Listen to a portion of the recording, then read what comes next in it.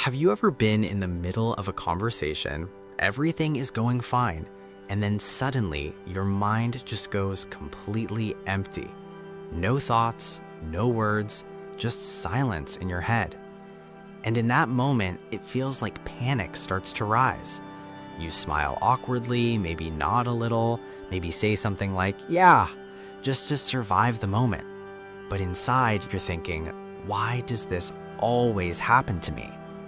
Here's the truth most people never realize. It's not that you have nothing to say, it's that you have too much to say, and your mind is deleting it before it ever reaches your mouth. That's the real problem. And once you understand this, everything about your conversations starts to change. Because you were never bad at talking. You were just filtering yourself too aggressively. Think about the last time someone said something simple like, I just came back from a trip. Now, in your mind, hundreds of responses appear instantly. Ask about the place. Ask how it felt. Mention your own travel experience. Make a joke. Comment on something random like the weather there. Your brain is actually doing its job perfectly, but then something else happens. A silent voice appears. No, that's stupid. Don't say that. They won't care. That sounds weird. And one by one, you delete your own thoughts until nothing is left. And that's the moment you go blank, not because your mind is empty, but because it's been filtered into silence. The invisible filter that controls your conversations. Every human being has this mental filter. It's the part of your brain that tries to protect you from embarrassment, rejection, or saying the wrong thing. At first, it sounds helpful, but in social situations, it becomes overactive. It starts rejecting perfectly normal thoughts before you even get a chance to speak them. And the more you care about sounding smart or being interesting, the stronger this filter becomes. It's like standing in front of a door full of ideas, but refusing to open it unless you're 100% sure the idea is perfect. So instead of speaking freely, you start hesitating. And hesitation kills conversation, because while you're thinking, the moment has already moved on. Now here's something important. Have you ever had a conversation that felt effortless, where you didn't think too much, words just flowed and time passed without you even noticing? That wasn't luck, that was your filter being quiet. And the goal is simple, not to become smarter in conversations, but to reduce the interference between your thoughts and your voice. The 3-second rule that changes everything. Let's talk about something surprisingly powerful, the 3-second rule. Whenever a thought appears in your mind during a conversation, you have about 3 seconds of natural clarity. After that, your brain starts analyzing it. Is this good enough? Is this interesting? Should I say this? And the moment analysis starts, hesitation enters. So here's the rule. If a thought is harmless and relevant, say it within 3 seconds. Not perfectly, not polished, just real. Because conversations are not exams. They are living, breathing exchanges. For example, if someone says, I love dogs, instead of overthinking a perfect response, your mind might randomly generate, my neighbor's dog literally barks at everything that moves. Now, your filter might say, that's dumb, don't say that.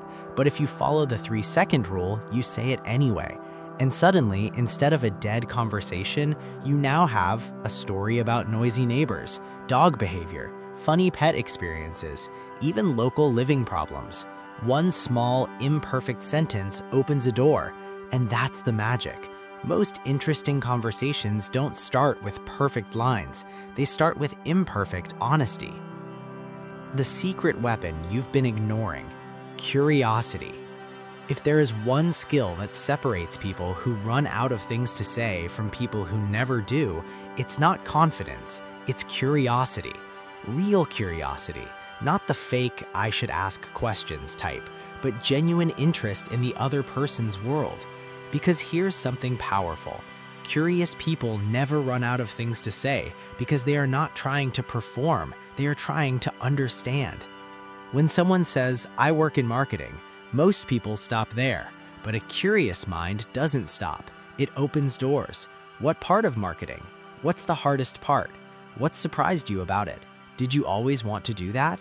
And suddenly, one simple sentence becomes a full story. People don't feel impressed by your words. They feel important because of your attention.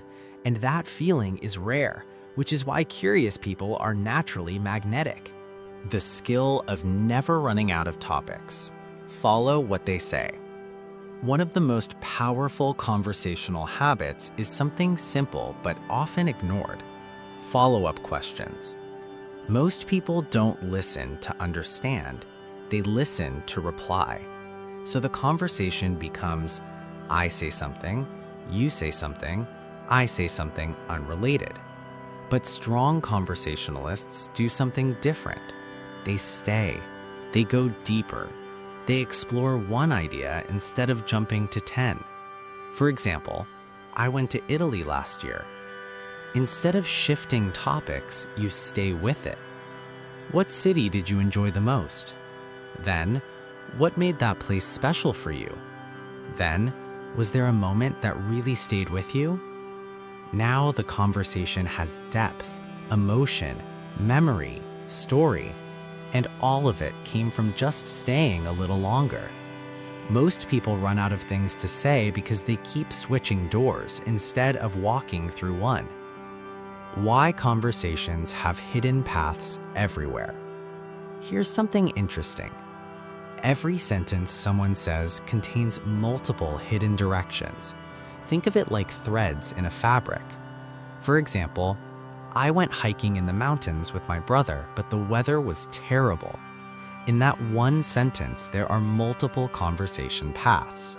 Hiking experiences, mountains and nature, sibling relationships, weather challenges, travel stories. Most people only pick one path and then get stuck. But skilled conversationalists see all of them.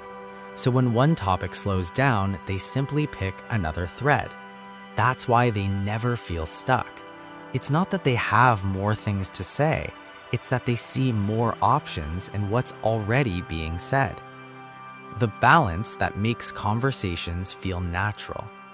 Some conversations feel too intense, others feel too shallow. The secret to great communication is balance. Think of it like breathing. You can't stay deep all the time. You can't stay light all the time. You need both. Light moments create comfort. Deeper moments create connection.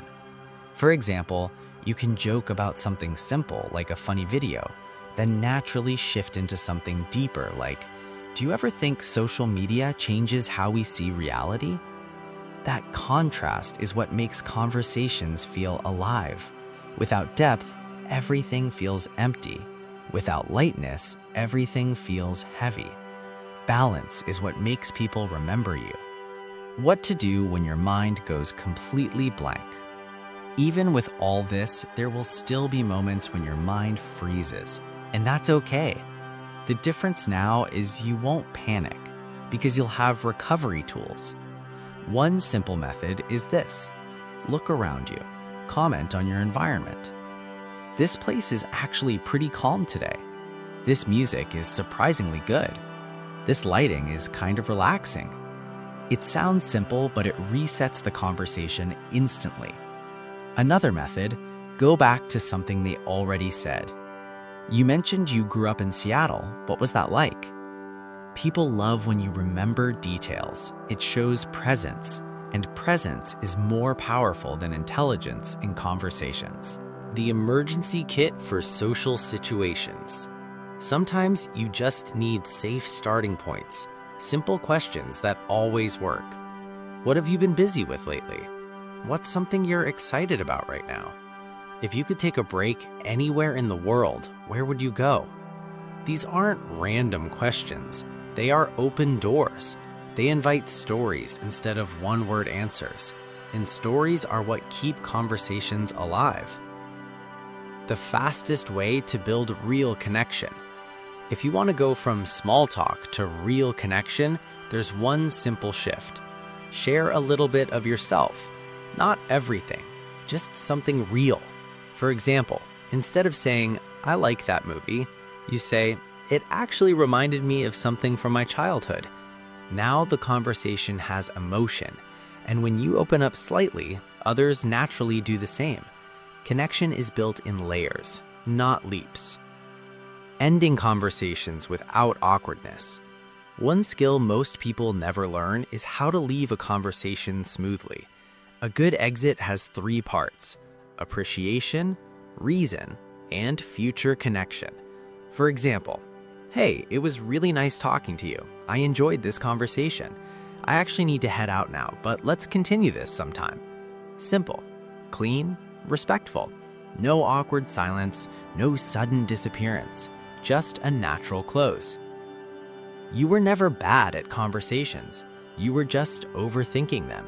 And the moment you stop trying to sound perfect and start allowing yourself to be natural, everything changes. Because people don't remember perfect words, they remember how easy it felt to talk to you. So the next time your mind goes blank, don't panic.